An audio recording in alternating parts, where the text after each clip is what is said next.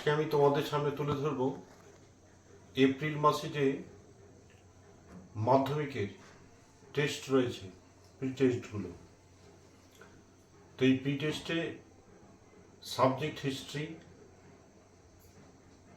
দশম শ্রেণী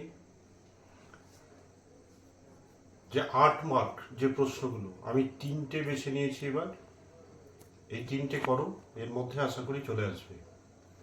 যেমন প্রথম হচ্ছে নীল বিদ্রোহ কারণ কি ছিল, নীল চাষিরা কেন বিদ্রোহ করেছিল ব্রিটিশদের বিরুদ্ধে, এই নোটটা করে নাও। এটা হচ্ছে 3rd চ্যাপ্টারে আছে। এবং নবজাগরণ বলতে কি বোঝো, এটা 2য় প্রশ্ন, 8 মার্কের জন্য। আর একটা হচ্ছে ইংরেজরা অরণ্য আইন কেন পাস করিয়েছিলেন এবং সাঁওতাল এবং মুন্ডারা এর প্রতিক্রিয়া কি দিয়েছিল। এই 3টে নোট করো, আশা করি এই 3টের মধ্যে আসবে। ভালো লাগলে সাবস্ক্রাইব এবং শেয়ার করতে ভুলো না।